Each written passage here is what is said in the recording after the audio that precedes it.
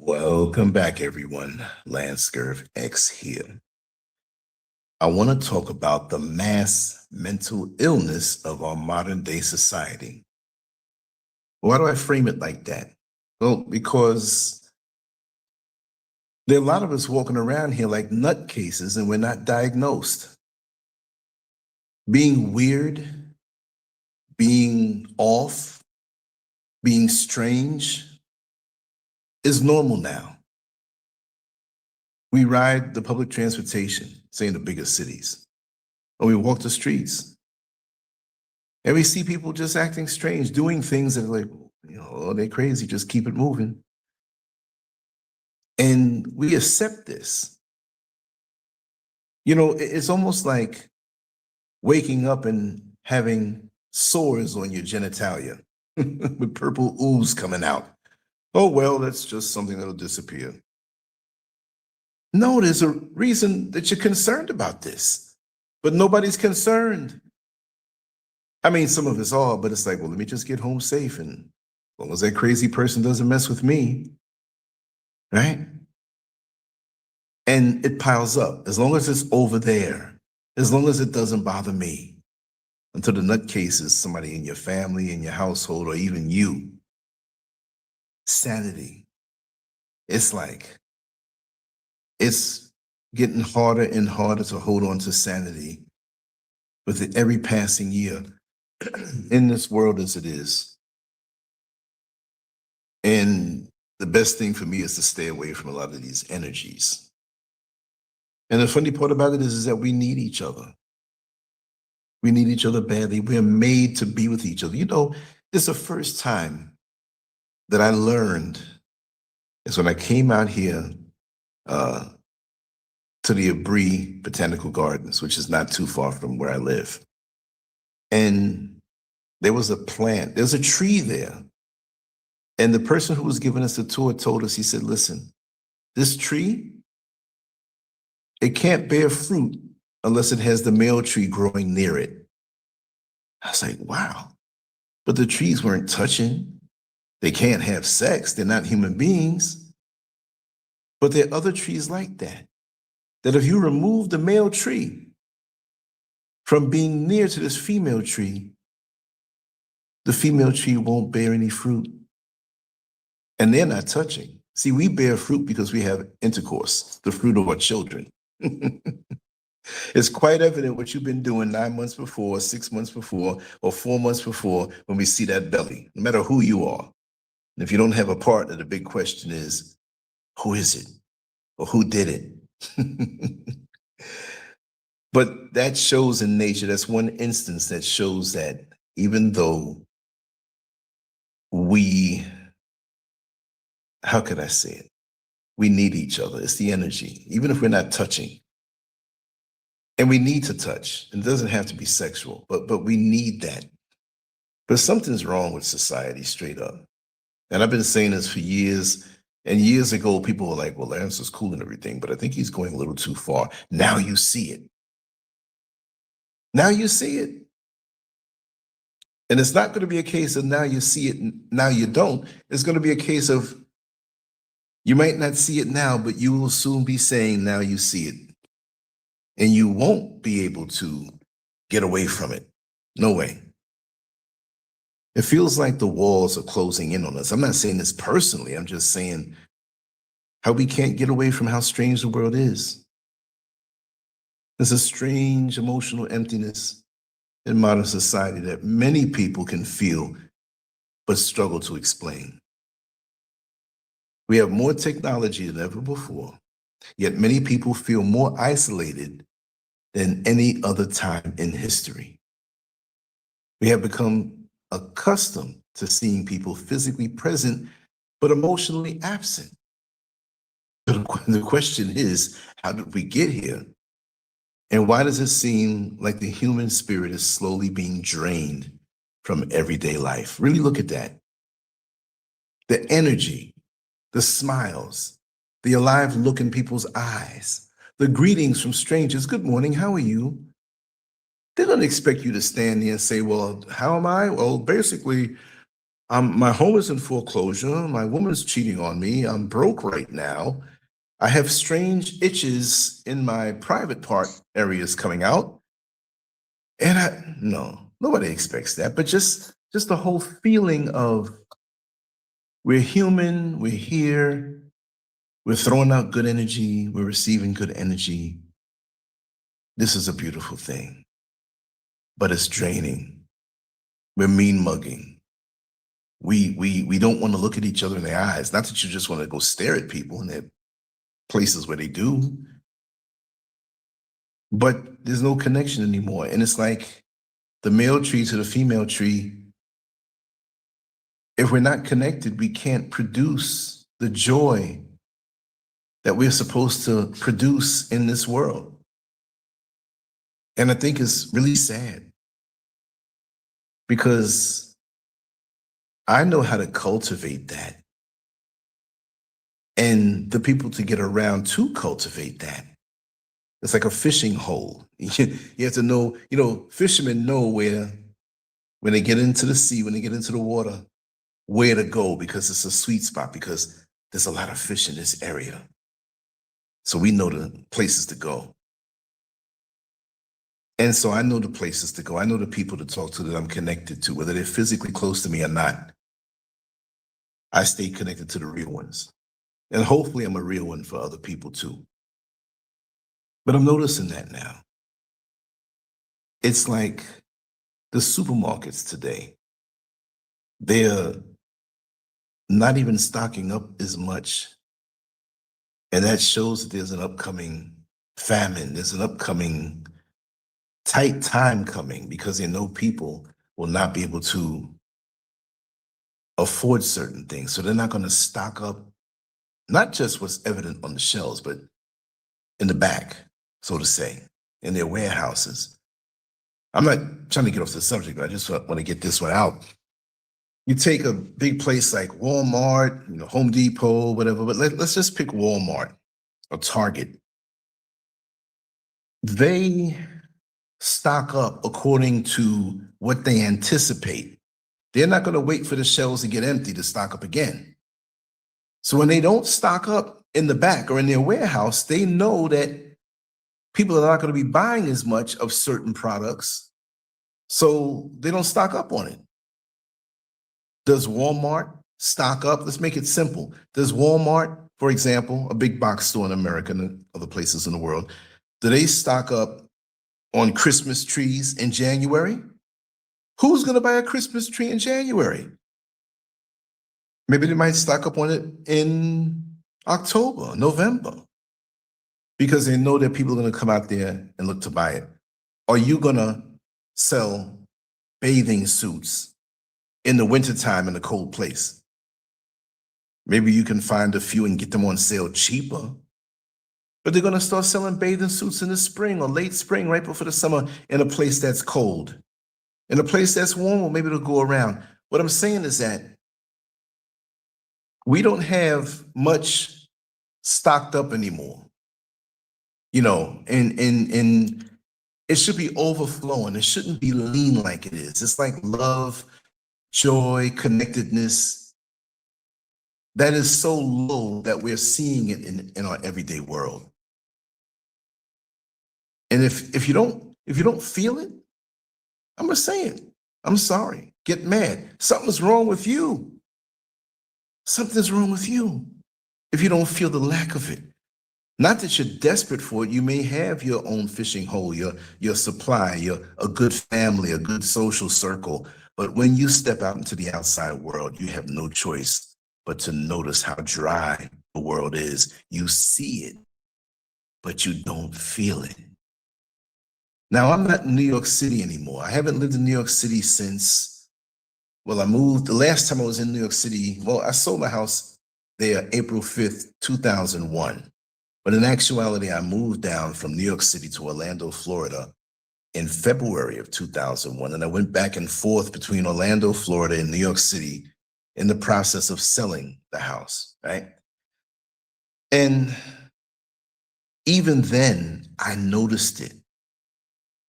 I am very sensitive to things. So I might feel some things long before other people do. And that's what made me get the heck out of Dodge at that time. I wasn't running from anything, right?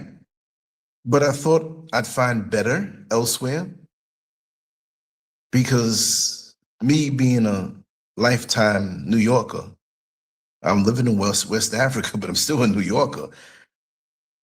I have a special connection to that place. And now in 2026, when I see videos of it, videos of certain streets that I know, not just pictures or just video where it's just plain video, but I can feel it. I can feel the lack of. A lot of it was taken away after 9/11, when many people saw things that could happen. I'm not going to get into that conspiracy theory, but when I saw, or when many of us saw what could happen, who still lived there, it took something out of them for a long time. And then we had the bubble bust with the economy and real estate in 2008. That was another blow. Many people started moving. Then you move it up to 2020, basically, with the C-19. See, these things, they don't happen every day, but the impact of it lasts for a long time. So if you look long term, because when things are done to a society or to a people, it's not just done all in one shot. This has taken chunks away from us as human beings to the point where the younger kids growing up, which let's play math now, this is 2026. Let's just say if you were born in 2010, you're born into a world where 9/11 happened. And so you saw this as reality. But you also grew up at a time when there was a lack of, or there was a draining of the human spirit, of the joy. There's still joy and there's still things, but that boogeyman of this can happen is still in the back of your mind. Then with the whole financial thing in 2008, people going into foreclosure, people losing their jobs, all that stuff. You walked into this. You're 16 years old now if you were born in 2010, but you walked into this. Now we have the C-19. Say 2020, you were 10 years old, social distancing.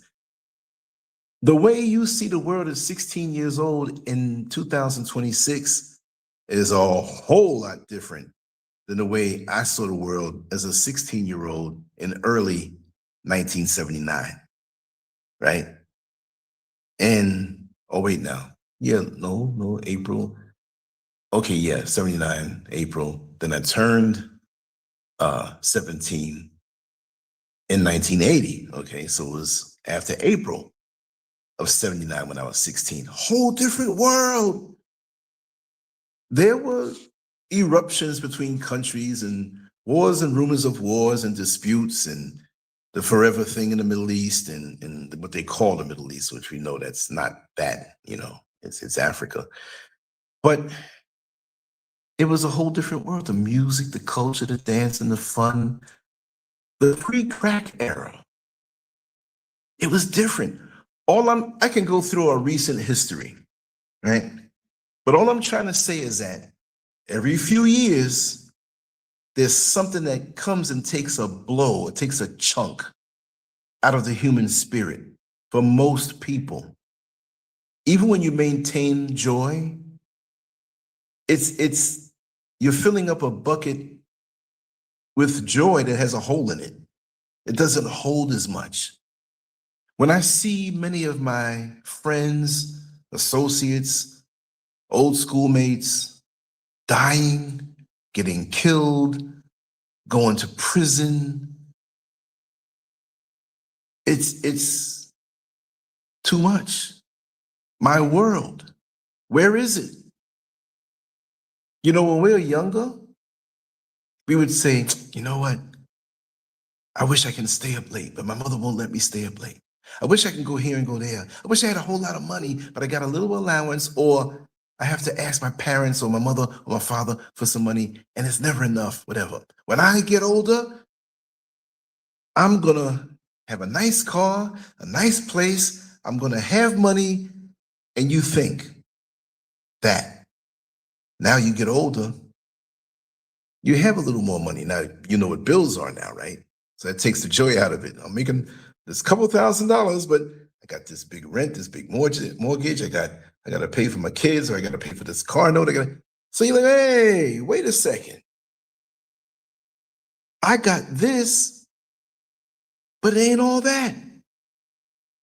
And you thought those things would bring you joy with a little more freedom, which you do, and you have your fleeting moments of it. When it's time to go to work, you got to go to work. So that joy that you had is kind of siphoned off. But you still can enjoy yourself, but it's within a certain restraint. And that's how the modern world works. But overall, it's like a fighter who fought a good, hard fight. You get to the last round. Whether you won or lost, you got punched in the face. You want to go home and rest, but you might have to go to the hospital first to get checked up that there's nothing wrong with you. But our spirit gets broken down. And we're coming up in a system now. And for those of us who are older, we may have taken more blows. You know, I had a deep think about my life. It was last night. And there are a lot of things that I overcame, but there's a lot of things that hurt. There's a lot of things that I wish could have been different, even if not just for me, but people around me. I'm like, for me, I wonder if my brother's still alive. I check the Social Security death index every week. I don't know how to get in contact with him. I don't know. I know he's in Manhattan. What I'm saying is that that's a personal blow for me. I know he's still on drugs. But at this point, with all the things that he's done within the family and little scars that he created and how he hurt my mother, whatever, I would love to have a conversation with him. But I could imagine with him, the emotional emptiness is even deeper from guilt and regret. And I have reasons to be mad at him. But even I'm at this point getting older, I'm like, well, I could look past that. I would just like to connect again. And let's look past all of that. Because soon we're out of here. You know what I mean? So not only do we have the things in the world that affect many of us en masse, we have our personal things that we deal with. And it can be a very hurting thing. And as we get older, unless we understand how to maintain the joy, grow the joy, cultivate the joy, we're going to feel like the human spirit within us and outside of us is slowly being drained in our everyday lives. So this is how you have the blank looks. I remember seeing older people that had a better glow, a glow of energy. They may have had some gray hair, maybe a few wrinkles, but they were vibrant. That's what I grew up with. Those are the kind of people my mother, you know, when she was singing and going to concerts and rehearsing, and my father with his business and all this different stuff, and people that I knew, everybody had something going on. And there was a foundation of a universal joy, even though there was bad news in the newspaper all the time. There were good things to celebrate aside from the bad news in the newspaper, because we know that that's a business. So they have to keep you scared now. You know, the sensationalism. You're never going to go on a website that basically is a gossip website, Hollywood and all that stuff, like TMZ, for example. TMZ is not going to feature a 85-year-old lady who has a garden, and they're going to give you an update. Well, here we have an update on Pearl here, who has her garden and has it for so many years. She's 85 years old, and everything's growing real slow. Listen, people are like, I want to see that. Right? And maybe we should want to see that. Maybe something's wrong with us and we don't want to see that. We want the heavily sugared, heavily salted, heavily seasoned junk food sensation that comes from these fear-based headlines and stories, or the tragedies, the accidents, the gory stuff. the people crying and lost. So we become like these people who drive by a car accident on the highway, on the freeway, and our side that we're driving on, we see the ambulance, we see the cop cars way ahead, like, oh yeah, there's an accident on the other side over there. And then, you would think that something happened on the side that you're on because you're driving.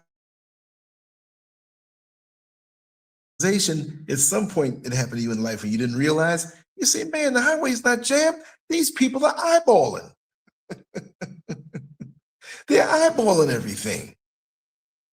There's no reason to go that slow, but they want to see the tragedy so they can go home and say, ooh, I'm glad it's not me. But what happened to reaching out, which you're not going to interfere in an accident where you have EMT people, the ambulance there and everything, let them do their job. But why can't we throw out good energy when we can? You see, because our real human spirit is drained because something's wrong with society.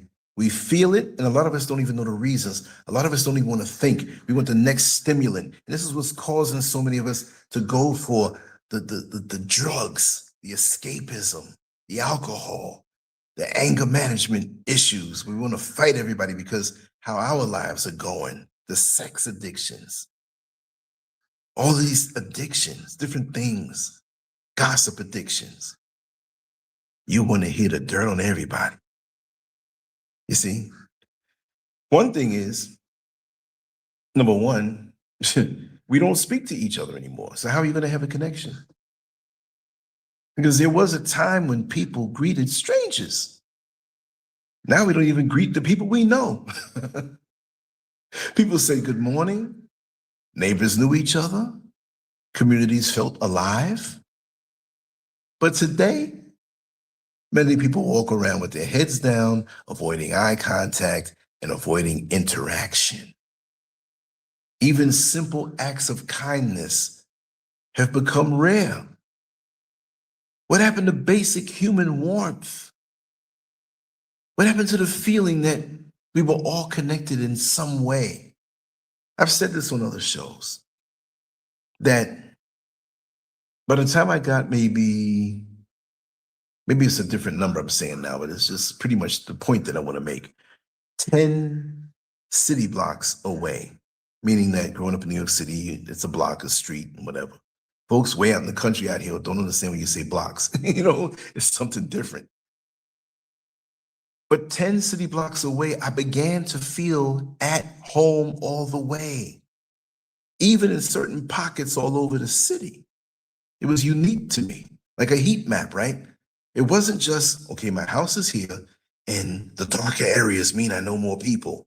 Because of my father's work all over the city and me going with him and getting to know people in different neighborhoods, my heat map of where I knew people, there's so many people in Staten Island, so many people in the Bronx, Brooklyn, Queens, Long Island, Nassau County, just all of that good stuff. And I knew people all over. So, but where I lived, even though it was a big New York City with millions of people, I had a physical community that I felt at home, that if I was 8 blocks away and I had to use the bathroom real bad in a way that you couldn't utilize a tree, right? There was a household that would welcome me, come on in, Lance. Or Lancey, the way they used to call me back then. Come on in, use it, no problem. Nobody stood by the door and watched and made sure I didn't steal anything. It was just that way. And we did that for other people. But we don't have that anymore. Again, we don't speak to each other anymore. Communities do we have communities? Commune, right? Communicate. We have neighborhoods. No, and where we are placed. Like, okay, there's a neighbor, the physical positioning, but no connection. And some of us don't even have neighborhoods. We have hoods where things are so degraded mentally. The people there mentally, it's just survival.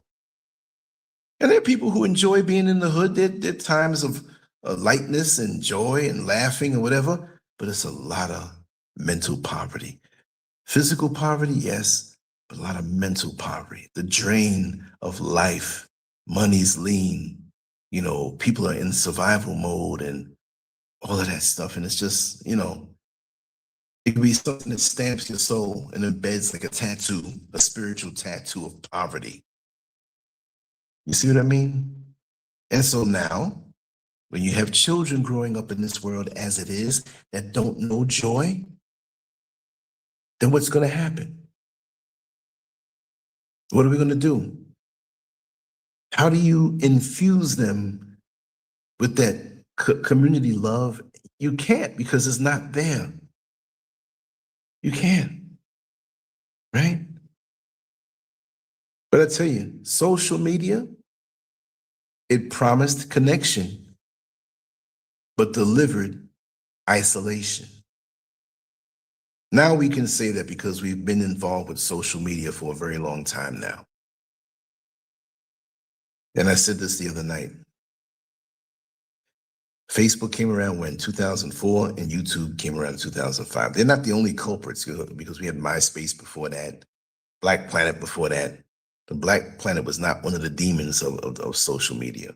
It has been demonized and reduced, but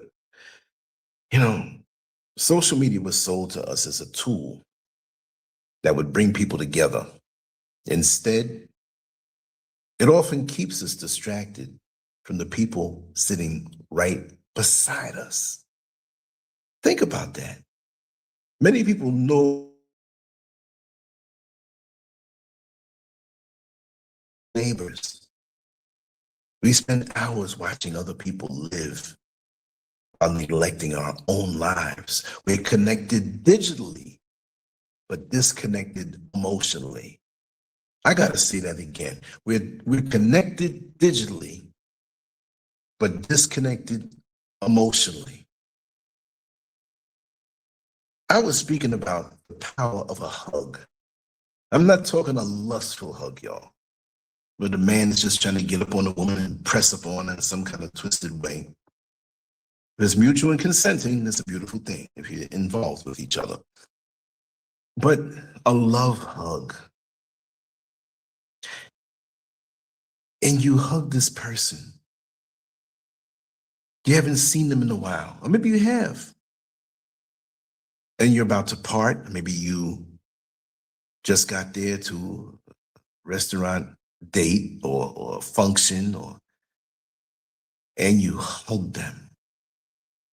And physically, your hearts are close together, very close together, because now you're hugging. It's one heart here and one heart there, probably like a distance of 1 foot, maybe, depending on how fat we are, right? It might be 3 feet, about 1.5 feet, 1 foot. But like the tree, they can only bear fruit when the male tree is near that female tree. We need that. And I've mentioned this before. When you see those newborn kittens and they're suckling the breast of the mother and they fall asleep, isn't it amazing? Maybe you didn't notice this, how they fall asleep in the same position they were in the womb. They're all spooning each other, tightly wrapped. And when you hear them breathing, it's like a little light purr. And you see their little bellies going up and down. They're all going up and down the same way. Their breathing is synchronized. So this is like being in the womb, but you're out of the womb. It's another stage of your development of getting into the outside world. So imagine children that are born and they don't have a connection with their parents. From young, they're given a phone or a tablet or a computer, and they latch on to something that cannot transmit human emotion. They're seeing things on a digital level, but there's no connection. It's stimulation, but it's no connection. It's almost like having a pacifier or handing a pacifier, putting it in the child's mouth, and the child is sucking the pacifier, expecting milk. but no nutrition comes through. And you're using that pacifier to shut your child up. But they're getting nothing. They want the breast. They want nutrition. The breast always shuts them up. Hell, most men would agree as an adult, the breast will shut us up too, but it's not for nutrition. You know, I had to stick something in there. But look at this pacifier of cyberspace. The nutrition is not the human connection. You may learn things, but if this is what's shoved in your face constantly for you to suck from, there's something missing. And I feel that there'll be more of a rise of crimes from youngsters that I'm not demonizing them, but I'm just saying because of the social media phenomenon that there'll be more crimes that you're like, man, you know, how could they be so heartless and do that? Well, did you invest in something human, humane? Did you invest in their heart? Did you invest in their emotions? Did you invest in them feeling connected to something real and human as opposed to the perpetual connection of cyberspace? Because that's not going to do it for you. How come many of us of age, me being 63, looking back with my friends all day sometimes, going back and forth on the voicemails and the text messages or phone calls or group calls. Remember back in the day, man, back in 1970s, man, that was so much fun, whatever. We got to go back. And not really because we have the present day and we know how to do it. We have each other, like those kittens who are hugged up to each other. So they're getting the love from the mother, even though they're not inside the mother no more. It's still a collective love. I know I'm jumping around because my mind is hyped talking about this. It's like I spoke to a friend of mine who his mother passed, father passed, and my father passed away. And I told him, I said, listen, and this happens in most families, so it's not like I'm picking on any one family, those who know me, so I'm not telling you business, but if you have disagreements, or you have where you're not speaking for whatever reason, you're choking off the collective light of your parents. See, when transition happens, what people call death, the siblings, they need to reflect the light of the parents on each other even more so. But when you don't have that, you're not speaking, you're really hurting yourself. Because when the sun sets and you don't see it anymore, you still have the moonlight shining down on you, sometimes more powerful, sometimes not. But it's there to remind you that the light still exists. I'm gonna be real, my foot's falling asleep. Let me stand up. I got this little hardcore stool, which I use on purpose to not sit down too long. I have a very comfortable reclining, kind of, I call it my media chair, too comfortable. So it makes me stand up. But I should have brought that one over there because, I could just flow and it's nice and padded. But this other bad boy, it's hard. It forces me to get up. But the bottom line is that social media is blocking us from each other. Like I said, we spend hours, right beside people that we're not connected to because we're down on our phones. You're at a restaurant eating, you're at home eating, everybody's looking down on their phone. People are sitting together looking down on their phone. You're in your rooms looking down on your phone. Your family's right there. Where's the connection? Where's the time when the parents or the grandparents sit down and tell stories to the youngsters about the past so they feel some kind of connection, some kind of history? Do we still have that? The world's going to change fast, but do we still have that? Oh, my grandfather told me over there where the high rise is, there was a mom and pop store, a general store right there. And his grandfather said that they used to, see those poles right there? You know what they're there for? When they used to wrap the rope around and the horses would be parked there. Yeah, it's important to have a sense of lineage.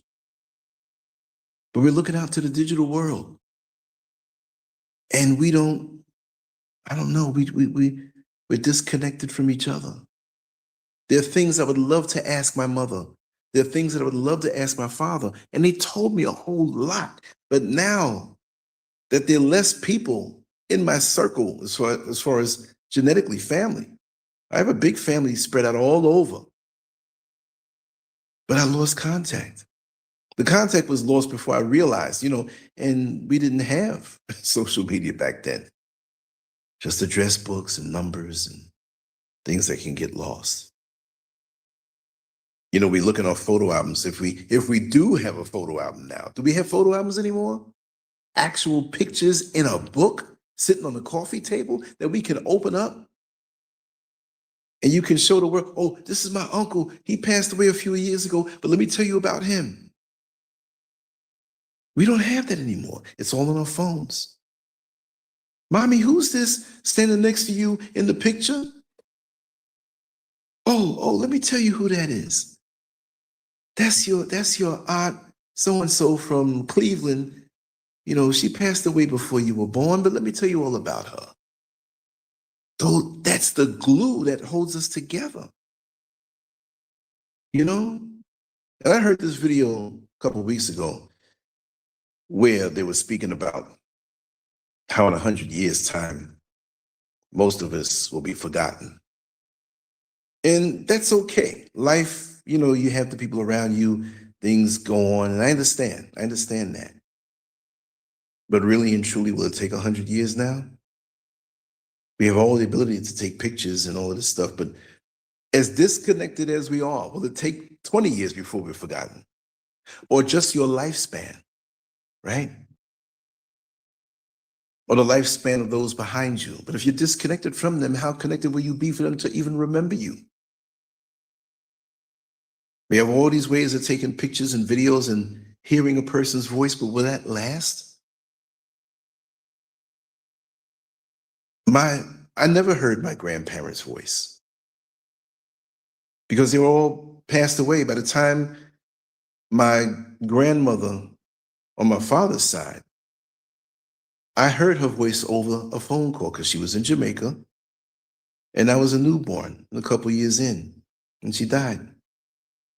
Funny story, the night that she passed away, I was in the crib and I could stand up and I could barely walk, but I was standing up, holding on to the edge of the crib in the middle of the night, laughing and holding on with one hand on the rail on the side, but reaching up to the ceiling, looking at something in the dark. 4 in the morning, 3:30, 4 in the morning. And I was laughing and giggling. You see, my grandmother always wanted to hold me, and they were going to arrange for her to come up, right? But it never happened. So my father got up and went to work, and maybe about 7 o'clock in the morning, because he left early, he had a job he was doing that he wanted to get done, a call came stating that several hours before, my grandmother passed away around the same time that I was standing up in the crib, reaching up to the ceiling and smiling wide awake. And my mother found that to be quite strange, not weird. It was like, he's really looking at something. Like she observed me before she walked in, to that side of the room. It was the same room, but it was like a little, I couldn't explain how it is. It's like, it wasn't a separate room, but it was like an opening, not a door, but an opening, and the crib was right there. She could open her eyes and see, and that's what woke her up. So she walked toward me and didn't interrupt my interaction with what I was interacting with because she thought I was dreaming, but I wasn't. And when she called my name, I looked right at her. That was my grandmother's essence. You can't tell me any different. Everybody doesn't have those kind of connections. But in a world that was not digital at all, it was easier for those things to happen. You see what I mean? I know I'm going off on a tangent. I know some of you like that when I do that. But it promised connection and delivered isolation. And that's basically what I wanted to say. But the pandemic, we were already beginning to get really disconnected, but the pandemic changed human behavior. Now, most of y'all, unless you're a 4-year-old or 5-year-old, 6-year-old, even if you're 10, you might not even understand it. But us who are grown ass, we know. The years of social distancing left a deep psychological impact on society. People became fearful of one another. We were taught to see others as potential threats inside of potential friends and connections. Even after restrictions ended, many people never fully returned to normal social habits. They didn't. The scars were already there. The emotional walls remained standing, so to say. We became comfortable with distance and uncomfortable with closeness. And if you ask me, that's by design. Because if I say that whole thing, the C-19 was F-A-K-E, which most of us know that, and it was something else. It was something, but it was something else to get people to take that thing, so to say. But we were worked on, not just on a physical level and a fear level, but the more we remove ourselves from that time period, we realize that it was also psychological. And if you ask me, my opinion, spiritual. It messed us up on a spiritual level. Let's go back to those two trees, the male and the female. The female tree had fruit, but couldn't bear fruit unless the male tree was near it. Remove the male tree, the female tree is barren. So remove us from each other. And guess what? We're barren as a community, as a society. We're vulnerable to be injected with other agendas that are manipulated against humanism. It's not just some little thing that you can catch that was deadly. What was the real purpose behind it? We got to think about that. We just can't take things on face value. That is still lingering with us. The social distancing.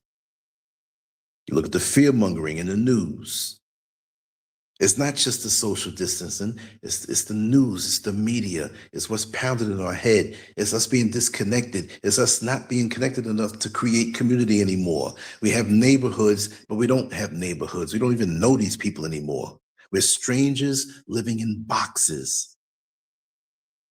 Your box has an address, the next box has an address.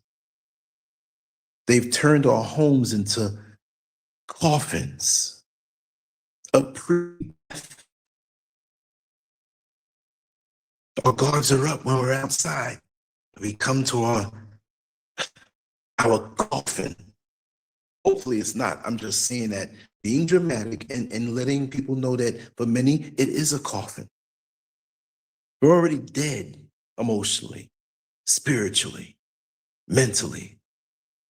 So we're taking our entertained and stimulated bodies into a coffin. It could be a mansion coffin that looks very nice. And you have house help. You have maids' quarters. You have 5 or 6 vehicles, luxury vehicles to choose from to drive for those who are living like that. But it can still be a more luxurious coffin. Because some coffins are boxes. Just plain wood because the person was poor. In some countries, they'll just group you up and throw you in a ditch with everybody else. Some coffins are gold laced. I mean, some coffins are more luxurious than some luxury vehicles. And you look back in history in the coffins in Egypt and how they prepared their leaders and their rulers for this transition. And you dig this, and it's so valuable, the gold and this and that, and the elaborate writings, and it's so much. But in the modern day, you have your single room coffin, your 1-bedroom apartment coffin, your 2-bedroom apartment coffin, your 3-bedroom apartment coffin, your condo coffin, your house coffin. But how much of it is home? How much of it is home? And we're being worked on as a people and worked on as a society. How much of it is home? Womb, home. I'm going to say it again like I always do. Home and womb sound the same.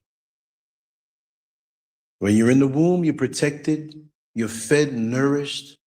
You feel the warmth of your mother, the heartbeat, that bass. Doom, doom, doom, doom. No, I'm humming Heartbeat, Tanya Gardner's song from back in 1981. She lived a couple blocks away from me. I didn't know her, but I know that. I found that out. But for those who remember, you don't know it, go on YouTube and put in Heartbeat, Tanya Gardner. And I think Gardner was spelled with 2 A's, or maybe Tanya was spelled with 2 A's. I'm not sure. But yeah, so how do we get ourselves out of this? I remember when the neighborhood growing up, 134th Street, Saturday came, you did your chores, you did your homework, you run outside, you were safe. Everybody knew everybody. Every yard was like it was yours. You know, people would knock your door, or knock my door. Can Lance come out? Yeah, he has 10 minutes more stuff to do. Oh, Lance's gonna come out. Can he ride the bike today? Yeah. So we go riding bikes in the neighborhood, play football, softball, tag, walking around, or just chilling on somebody's stoop in the yard. Good morning, Mr. So-and-so. Good morning, Lance. How are you doing? Whatever. Hey, boys, I want you to come and help me move this thing. Okay, no problem. Ice cream truck come. They buy us ice cream. Thank you. Do the children today have that?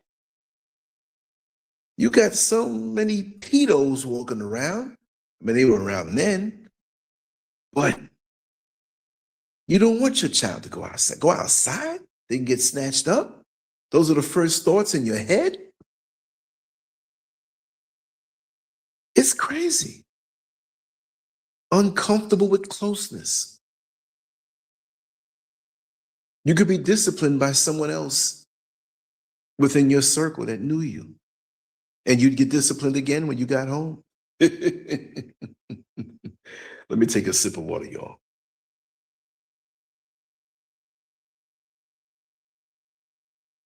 But this is what it's all come down to. And what's going to happen next to change us. And we shouldn't live in fear.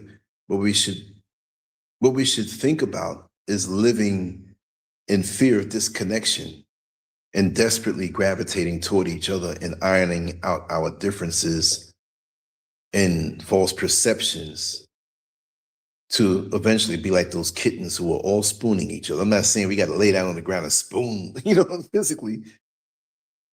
But that hug means a lot with those who would give you that energy and vibration, that hug. That time when you visit a close friend or a family member, and the kids are playing, or if you have kids or somewhere else in the house, whatever, and you say, listen, you have that heart-to-heart talk. How's everything going? And maybe where they're dealing with an illness physically, and your love and concern does something to heal them. Think of how many people who are ailing, but they were in a state of ailing before the sickness came because they were lonely. and disconnected and their heart was hurting. Have you ever heard the term or heard the phrase, like say from a grandmother or even a great grandmother, that every time a great grandchild was born, it gave them more of a reason to live because that great grandmother, her grandchildren are grown, her children are really grown, and she may have felt useless for a while. But when the great grandchildren or grandchildren, depending on your age, come around, it's like, grandma or granddad. And what you taught so well to your children and grandchildren, your wisdom becomes even more valuable now because they're coming up from young and you could teach them the right way up. And whatever position you hold in that child's life, it could be an uncle, right? It could be a next door neighbor who you lived there for a long time and he's like family because of the community that we don't have anymore. The interaction, the connection, the closeness, the concern. When somebody's concerned for you, do you know what that does? In my life personally, from things I've done on social media, and I'll say it this way really quick, like they're envious people. Like, I don't know who he thinks he is. I'm gonna isolate him. I don't talk to him. I have so many more people that are concerned about me. Seriously concerned. Lance, how's everything going? Is everything really all right? Okay? Not that they think I'm lying, right? I'm okay. But just to get that long distance hug that maybe not physical, but from concern, and you have a heart-to-heart talk, or even still to feel valuable that somebody would come to you to ask you advice for the wisdom you have. That people say, well, Lance, you have a lot of wisdom. And I downplay it because I know there's so much more I need to go or get. Like whoever thinks they know everything, they don't know anything at all. The wise man knows he really knows nothing in comparison to the vastness of the universe. So I always keep myself there. I don't get myself cocky that way. But when somebody respects it enough of what I've experienced and can convey to them to help guide them through my experiences, it's a good feeling because you make me feel valuable from what I have on my mental, emotional, and spiritual bookcase in my own personal library. Excuse me. That makes you feel good. And I'll share it if it can help. Whatever I have here, I can share it and help somebody, fine. As I have been helped. Oh God, I've been helped so many times. Guidance from family, friends, damn near strangers, friends, parents, and they'll sit you down and say, let me throw you a little curve right here. They see something, maybe you're going in the wrong direction or you're thinking of something wrong, not doing something wrong, but just like, okay, they see that you're fond of, like me, they'll see that you're fond of this young lady and they happen to know she's fast. And you don't want to get too emotional with that one right there. But they say it a certain way. And when you process it, you know. It's just like a young lady, somebody will warn you. You have an aunt or somebody, be careful of that boy. Well, why? Why? There's something I see. Just be careful. Take your time with them. And know that you have your whole life ahead of you. And that youngster will come back and say, you were right. This is what I found out about them. You see how it works? But that can't happen if we're disconnected. You see? Especially passing down the wisdom because our children are growing up different. Because many children today spend more time interacting with screens than with people. And when they do interact with people, or the people legit, they are experts at texting, but struggle with conversation. How many times have you seen this? The art of conversation is something that is very much lost. Now, as a child, you know your place. Me coming up, but I was never rude. I knew my place.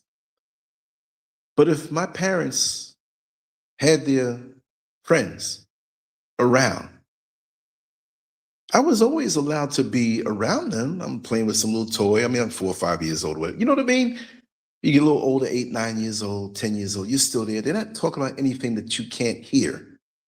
They're speaking about life, and that's the way I was raised, to understand life and be realistic. To be realistic. I'm a realist. So they never hid anything from me.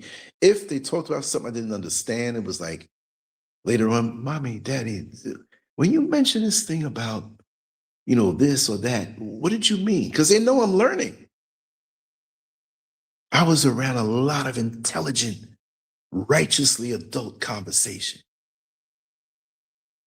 I didn't grow up around, the drunk uncle and the father who was drunk and they talking, they whisper, man, man, that neighbor next door, man, she got a big ass, man. Shoot, man, I'm gonna hit that. Man, I saw the first time getting out the car and her skirt rolled up, man. I was hooked up. I didn't grow up around that. I heard it other places. But I knew what was real and what was important and what was necessary from young. And I had a connection. The baton on a psychological level was passed down. You see what I mean? It wasn't go on in your room and play. I'm still going to overhear stuff, and the stuff that they were talking about was something bad, polluting my mind. Because, unless you have the foundation, you lost, because you're going to go out in that world. You're going to hear things in the schoolyard. You're going to see things in the commute to go back and forth to school or somebody else's house that's not run right. I remember I had a friend that, not that we thought we were better than them, but my mother was always telling me to be careful if I went over there. And she knew that being over there would be a teaching experience. But I always noticed that sometimes, not all the time, but we all would play as a group. And if you kind of hung out in front of this particular person's house, that there was always an uncle. Like this one guy had like so many uncles, and they never looked like each other. They didn't look like family.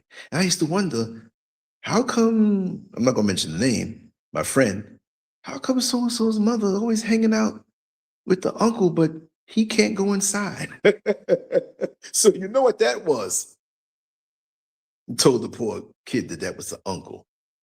And the uncle slipped the kid a couple of dollars, maybe $5, which was $1 million back in the 70s. See, some early 70s, a young kid, 11 years old, 10 years old. Oh, your uncle's real nice. You see the uncle a couple of times, you see the car. Oh, that's the uncle. My parents knew better. But as I got older, I realized it wasn't the uncle. And his mother was always come to the door, kind of like dressed, kind of scantily clad. She threw something over a robe or something like that. And I can come inside now, Mommy? Yeah, you can come inside. Oh, man. People have grown in these situations, and it makes people who they are, who their experiences. Doesn't mean they're bad. But thank God I had the parents in the home that I grew up in. That was my launching pad in life. It helped me to endure a lot of things that many people just probably didn't have the mental to push through. And still, I've been through some rough emotional times, but those are my bad decisions, right? That's so, these kids can navigate an app effortlessly, but may feel uncomfortable speaking to someone face to face. And this disconnection, as far as I'm concerned, makes it harder for a child to talk to a parent or somebody in authority when they've been abused. There's a rift, even more so.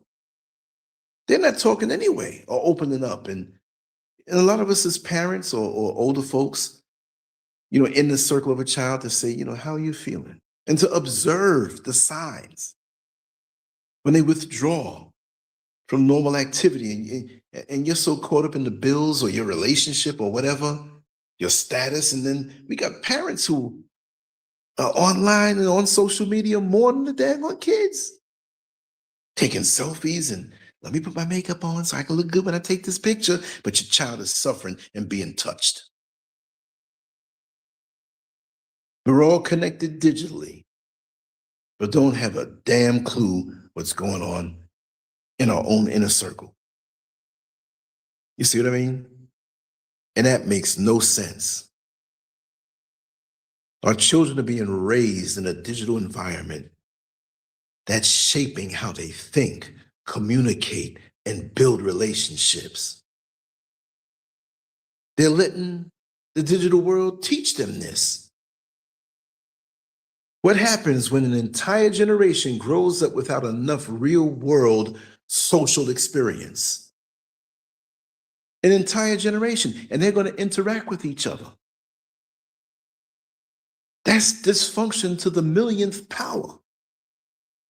And it's going to get worse. Do I want it to get worse? No. But it's going to get worse. We're neglecting. And the Black community is definitely feeling the effects.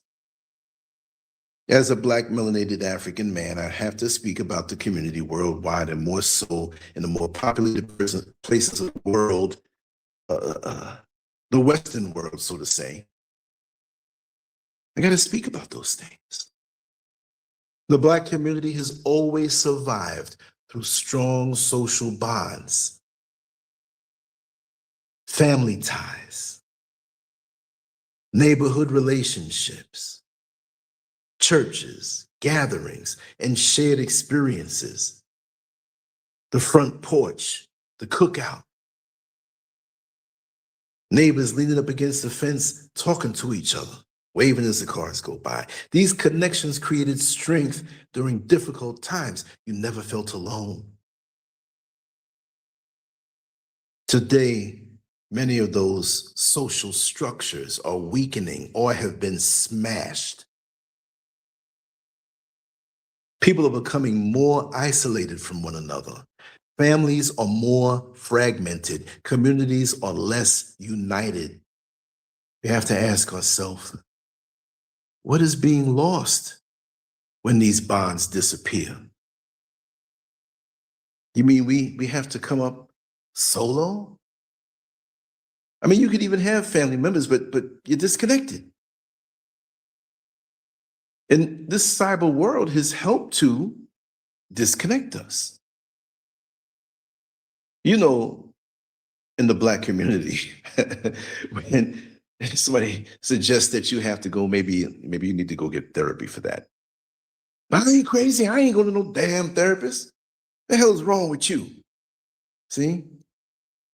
But if you have a funny noise in your car and it stalls out every now and then, you're the first one taking it to the automobile therapist, which is called a mechanic, because something's not operating right and you want to correct it. Because when you don't correct something on your vehicle, or those lights come on in the dashboard, you ignore it, that check engine light, and you've been driving around with for 2 years with the check engine light, you don't even see it no more.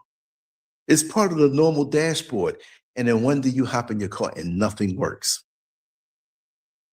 It's a little more gradual than that, but let's just say what it is, because you ignored the signs. Do we have a chance? Our children are lost, but they're on social media. They know how to work those apps. And it's always been evident, though. I mean, you hand a child a phone, and here you are struggling with the instructions. You hand a 6-year-old, a 7-year-old, maybe even a 5-year-old a phone. Just hand it to them. And you look at them in 10, 15 minutes, and they're just hitting buttons and going places. And you're like, wait a second. And how many of us, when we get a new phone and we have brilliant teenagers, and we say, listen, could you just, hook this up and hook that up? I don't want to go through all of this, all these buttons. Because they can absorb that faster. They were born in that. But is it a good thing that they were born in that and could master that, but they can't come to you for advice? They're intimidated, disconnected. See how messed up that is?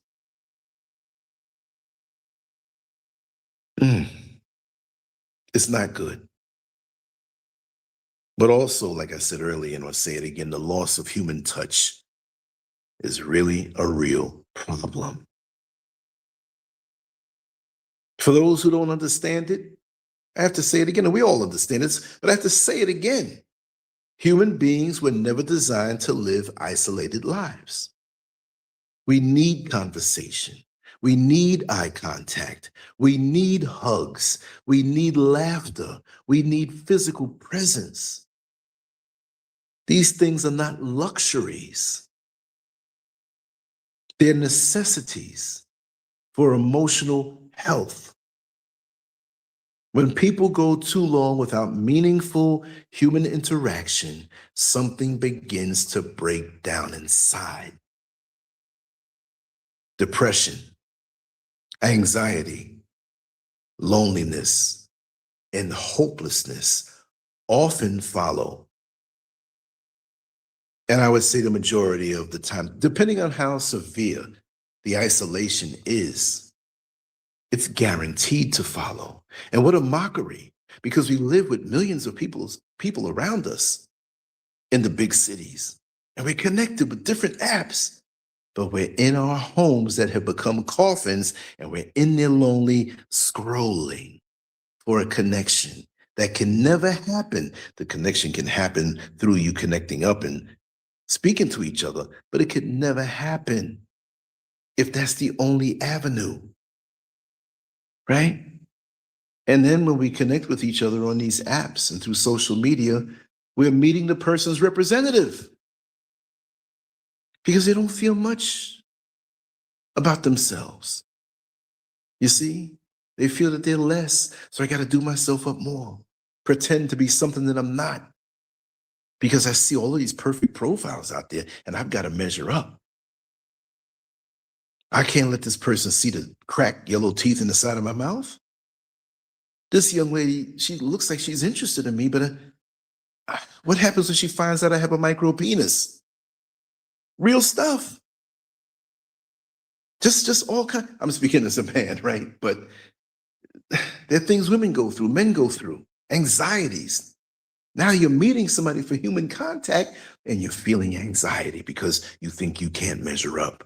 More anxiety is opposed to the old cookouts that we used to go to, the house parties we used to go to, but we already knew half the people that were there. So that was a social shoehorn to help us to get to know new people without just the crash of it's a person new, I don't know who they are. No, you're both interacting with the same person that you know, and now you can slide into getting to know this person. And then you see him at the supermarket 2 days later. Hell, how you doing? You know, because you were at the party together and y'all laughed and talked, and you know you have a common friend or family member. And so now you can go on and build if it's to be. The opportunities were there face to face, and we don't have it like that anymore. Strangers on an app. Not that it can't happen, and it does, minuscule, I think. It's not where it's 95% of people who use apps to meet people, it's always successful. No, it's how we approach it, right? Because relationships have become throwaway things. You scroll a profile, you got a big nose. Oh man, they wear glasses. I don't like nobody that wear no glasses. Oh, they're too tall. And you scroll like you're shopping. You don't scroll when you meet somebody at a house party or a social event or a networking event. You can't scroll. You take the person as they are. You feel their energy. It's not filtered through a profile that's carefully constructed. I know what I'm talking about. You see what I mean? But it's a hurtful thing. We're walking around hurt, and the trauma that we've been through, we don't have the relations to ease that trauma out. Like when you've been traumatized young, you do have to have a really focused way of dealing with it. But the connection, the human connection, helps to dissipate it, break it down. It may not be as intense as therapy, but it breaks it down because you have a release, a conversation, a hug. You're invited somewhere. It may not be something big. Say, hey, Friday night we're going to go to the pizza joint. Then we're just going to go window shopping at the mall. You want to come? Like, well, I'm kind of broke this weekend. So don't worry about it. We got you with the pizza. We got you. And your friends end up getting you with the shirt that you saw that you like. Oh, you like that shirt? I'll get it for you. Oh, word for real? I'll pay you back. And don't worry about it. It's from me to you. That kind of thing. Just because. And you got to put that energy out there too on a human level. We got to work around the digital connection. We got to do things in real life to help. And it's not just about money. Like I said, there was somebody the other day that was on their phone in a restaurant and they were down and out. I've done this before and I do this all the time. I was like, okay, I heard the conversation. I hear what they needed. And I gave them a little, not substantial, like that's going to break me, but I shared a little something. I didn't care what they used it for. Like, oh, you're doing this for me? I said, I'm not being nosy, but I did hear the conversation, okay? And it's only the right thing to do. It's not hurting me. I'm not rich, but it's not hurting me. But it meant a lot to them. I mean, when you broke, when you don't have nothing to eat, or or you got us that Ronald Reagan cheese in your refrigerator, and that baking soda, it's not serving anything that's in there with moisture. But you got baking soda in there, right? Maybe some ketchup, a little 20%, 50% filling of ketchup, and then you try to shake it, it's not going to come out because it's so dried up from being in there so long. We all been through things that we don't talk about, but I'm crazy that way. I'm really crazy that way. And relationships, man, these days, they become so shallow. Many people no longer know how to build meaningful relationships. Courtship has been replaced with convenience. Patience has been replaced with instant gratification. Real emotional intimacy is becoming harder to find because many people are unwilling to invest the time and energy required to build it. It's important. I'm emphasizing those words. We're losing the art of communication between men and women, and society is suffering because of it. That is the foundation. It doesn't have to be always about sex. Really and truly, it should not be about sex when you are appreciating a woman as a man. You got the body parts. You got the banana and she got the donut. We know what that's all about. But when you truly get to take your time and go through a deep conversation and take your time and get to know and the reactions and how you feel, and you get to enjoy the beauty of this individual. And I'm a man talking as a man toward a woman, and it's parallel with a woman toward a man. It's universal. But you take your time and you feel this woman who may not be your future wife, who may not be your future girlfriend, but she is a woman of standard and standing that you can love on a righteous level, and you got to know her over time. It doesn't always have to end up in an intimate relationship. It doesn't always have to end up with sex. Sex is like the last. Sex, let's just talk about sex. Let's talk about sex, baby. When you have sex, you are combining energies. Why are we combining energies with people who we don't even know? Who, like my favorite saying, we have become glorified friction providers. You have provided friction to the next person that you don't even know if you didn't take the time to get to know them. Friction providers. Oh man, my back My back is itching. Let me go rub my back against the wall. You're not loving the wall. You're not marrying the wall. You're not concerned. Oh, how's the wall in your house where I scratch my back? No, it served a purpose, and you're done. A glorified friction provider. Ah, and that's what it is. I don't know how I got off on that, but the essence of a person. I tell you, let's go deep, right? In my life, when my mother had a concert coming up, and she was in different groups. She sung solo and different things. But the people, especially when a concert was coming up in like 2 months, and they were every weekend on a Saturday, they would go to different houses. Mine, we had piano, different people that were in the group. We'd eat, we'd food, all that stuff, but they would get down in their exercises and their work that they had to do. And they had the exercises they were doing at home, that boring stuff, the breathing exercises and stuff that I was exposed to that most people don't even know about. But if you're into singing, I mean, like a real operatic type thing, but your voice had to be protected. You in the cold weather, you would wrap your neck, especially before a concert. You try not to get sick and have a cold. Oh man, But there were names of people. There were people there that I knew as a youngster, 4, 5, 6 years, and being around them. And after the rehearsal was over, they'd sit around for 2 or 3 hours talking, laughing, fellowship, and that was their hangout. And me as a little boy, I was looking forward to it. And that's when I would go with my mother, because my father was always working on Saturday. So I would either go with him. And again, my parents were together, they're married. But those things on those days, it kept them separate because of their endeavors. And they had things together that they did also.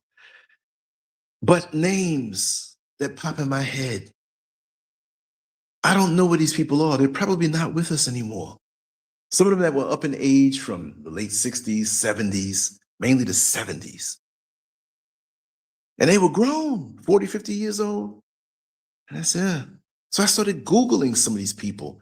I know their voices. I know their essence. I know their character. I know it makes them laugh. I know the things that they're concerned about. And I was a little boy, well, I mean, like 8, 9 years old, 7 years old, whatever. And being around them, I got to know them. That I know their essence. I'm a child to them. They're grown. But we're missing this in our relationships and our dealings with each other because we're too quick to want to just make it all about sex. A glorified friction provider. You see what I mean? So we lost that. The relationships have become shallow. And to me, that's very much a hurtful thing because that's what builds communities. It shouldn't be the motivation of this or that, or even between brothers.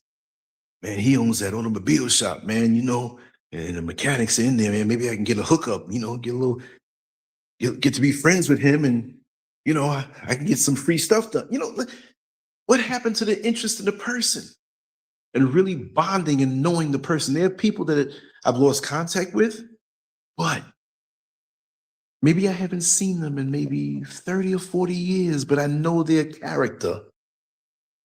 And if they showed up at my front door unannounced, because I know who they are, and they said, Lance, I'm kind of lost out here in West Africa. I have no place to stay over there, whatever.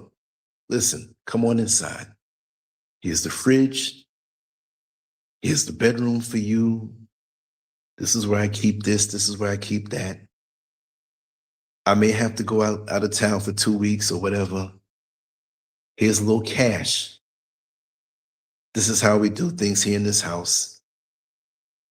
Enjoy yourself. I'll be back. The trust, character. Think about it. I'm not saying you don't know anybody who has the depth of character, but how many people do you really know who they are behind what most people have as a mask, where you really know their essence? No BS with them. You know them. I know they wouldn't do this, or I know they wouldn't do that. And lots of times you'll say that because you got to know the mask of the person, but you didn't know who they were deep down inside. You see what I mean? That's very important. And so in cyberspace, where you can construct a profile, take the best picture. You done took about 100 pictures already. You're taking the best one. You're putting it behind a filter. Again, like I said, you're standing in the mall parking lot, taking a picture in front of an expensive car that's not even yours to impress people. I'm not saying everybody does this, right? But many people, when you meet them on social media, you're not really meeting the real person, and they can get on and talk real good. Oh, I like that person. And Lance, you gonna bring that guest back on? Cyberspace is the very reason why more fraudulent people have been fabricated to fool you, to get what they want, right? It's just, it's unbelievable because I know the original way. I know the way that works. I know the way it was meant to be for the time period that I came up in. And I thank the Creator that I was born exactly when I was born. Like my mother told me, Lance, I want to live as long as I can. But you're going to see some things that probably might be so shocking to me. I don't want to see what you're eventually going to see in this world. I don't want to see it. And she predicted, not to say I'm predicting these things. What's the lady in the National Enquirer? What's her name? Jean Dixon. Remember the lady who was always going to like predict things? Jean Dixon this year says that there's going to be a catastrophe in Spain or something's going to blow up or whatever. The National Star and the National Enquirer, right there sitting perfect at the cashier with the candy bars, the impulse buying. So you're sitting there and the line is long and you're waiting. So what do? You grab the National Enquirer, the National Star. There might be some truth to it, but it's sensationalism. And today we have TMZ, right? But this world as it is now, if I can talk to my mother now and say, listen, this is what I'm seeing. This is what's going on. She wouldn't be shocked, but she would be rattled like, wow. And it's not a good wow either. Trust and believe. But this is the thing. Overall, we're being conditioned to accept loneliness as being normal. One of the greatest dangers of modern society is that many people no longer recognize how unhealthy this level of isolation is. Being disconnected has become normal. Sitting alone, scrolling for hours has become normal. Having hundreds of online followers but no real friends has become normal.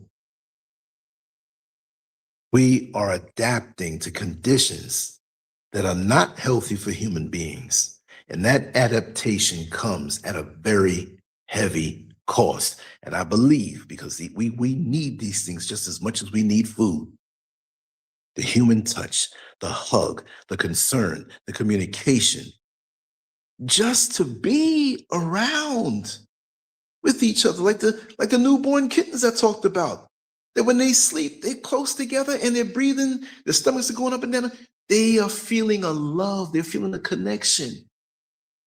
They are refueling, they're fueling up emotionally on a connected level for the journey of life. You can say you're going to drive cross country, but if you don't fuel up, you ain't going nowhere. You'll go for a while. But if that tank runs out and you're somewhere where there's no filling station, no gas station around, on a dark road with all kind of animals out there, I don't curse, but you're effed, okay? You're messed up. And that's the way it is in life. When we don't have these things, and then we do go through a catastrophe or a challenge in life. What do? We don't have anything in our tank. And I do believe that extreme isolation without the human connection cuts your life short. Like the child did the experiment. The child that didn't get attention, didn't get the hugs, as opposed to the one that did. It's an intangible you can't see. And some people will say, well, that don't matter. That ain't real. Well, look at your Wi-Fi. Look at the internet on your phone. You don't see the signal, but you don't say it's not real because you know it is. From human to human, there are things that are intangible that we can't see, but they're very necessary. Very necessary.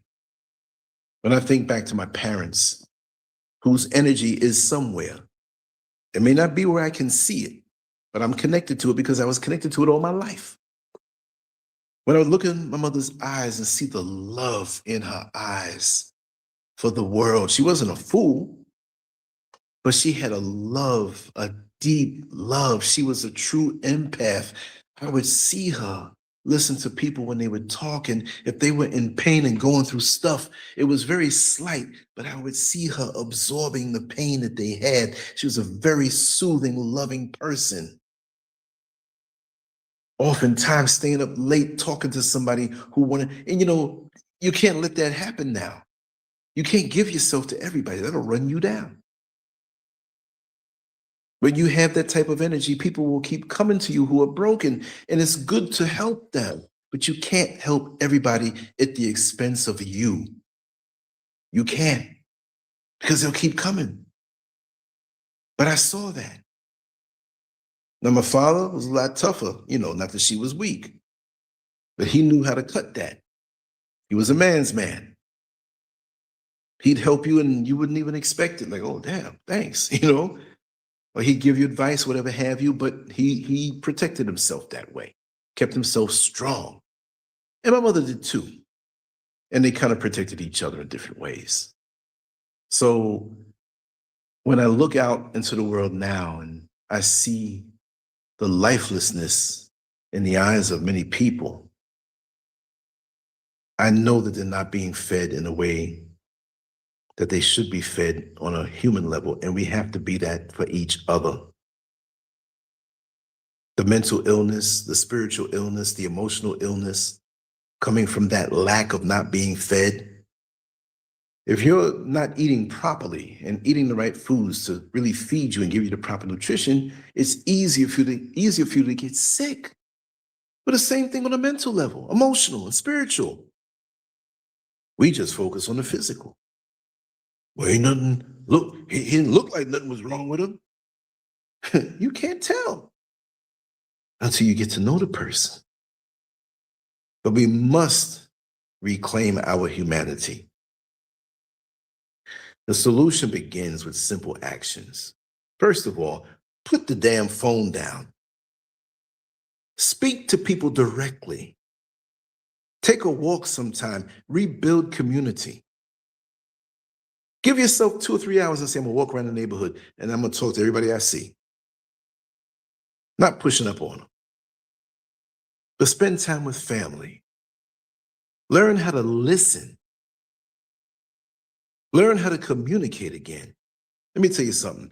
There's some people that you talk to, or there's some people that you can't even talk to. You come to them. They could be in your family circle. It could be in a relationship, and you're aching and you're ailing and you're trying to tell them, listen, this is what I'm going through. This is what I feel. And they'll turn it around and flip it on themselves. Well, I feel this way, and nobody came to talk to me this way. And I all these years, they're saying, oh, man. We talked about that already with her, but nobody wants to hear what I'm going through. And we got the teenagers, man, and the folks in the 20s, teens and 20s committing suicide in record numbers because we don't damn listen. Take time to be present in the moment. We can't allow technology to replace humanity. It can't. It can't. We think it can, but it can't. We can't allow convenience to replace connection. If we want healthier minds, healthier families, and healthier communities, we must intentionally reconnect with each other before we forget how to. And that's a baton that you don't want to pass down. You see? And then again, maybe the greatest mental illness of modern society isn't found in a medical textbook at all. Maybe it's the normalization of disconnection. Maybe it's the acceptance of loneliness as a way of life. Maybe it's believing that we can survive without each other, when everything about our human nature says the exact opposite, no matter how much you refuse to see it. We were built for connection, community, conversation, and love, true love. Not the facade, not the going through the motions type thing, but real connected love. If you hurt, I hurt. If you're hungry, I'm hungry. If somebody attacks you, it's like they're attacking me. The further we move away from those things, the more we lose ourselves. That's the real crisis nobody wants to talk about. Let me know what you think, everybody. Scurvx.com. Make sure to go there and sign up. Leave some comments. Let's have conversations. If there's anything that you want me to talk about, feel free. My number's below. All my contact stuff is below. So that's what I'm here to do. This is what brings me joy. And like I said, I love to speak about human nature. I love to pick locks that maybe don't open for other people, because other people have helped to pick locks for me that I just couldn't figure out. There are questions that I've had about relationships from 20 and 30 years ago that I couldn't figure out. Man, why does she dump me like that? Why does she do that to me like that? And I'm driving and at the red light and a song comes on, reminds me of that time, and now I can put things into perspective, and the answer floods my mind like, oh man, that's the reason why. That's the reason why. We just don't know. This life can be a puzzle sometimes, and we're not going to always get the answers when we want them. We'll get it in divine time. We'll get it when we're ready for it. We'll get it when we can accept it, because our Creator knows best. Sometimes we're not ready to hear about certain things. You hear about certain things that went on in your life that you had a question about in a relationship from, that just happened. You might want to blow somebody's head off when you find out. And 10 years, 20 years from now, you'll have the wisdom to say, okay, that's what it was. That's what it was. So I'm going to sign off now. And I'll be back tomorrow, pretty much every day. This was a long day for me because I got up very early and did some things down in the town. I had to get back. And the workers that were supposed to come, they're like, oh, we're going to come tomorrow. I'm like, I could have slept late. That's the way it goes sometimes. So we're going to try this thing again tomorrow. But leave your feedback. Reach out to me. Let me know if you want me to reach out to you. We can do all of that stuff. This is the digital platform, right? But on Scurv X, we're going to share some real human energy.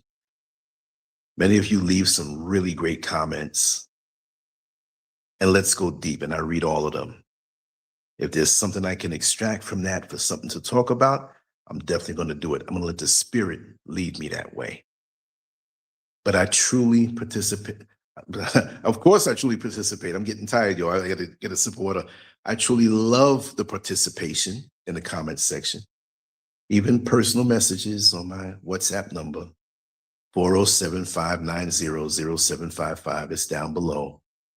Share some stuff with me. Let's bounce off of each other, and let's have these connections through the filter of the digital landscape. We can still be real with each other, right?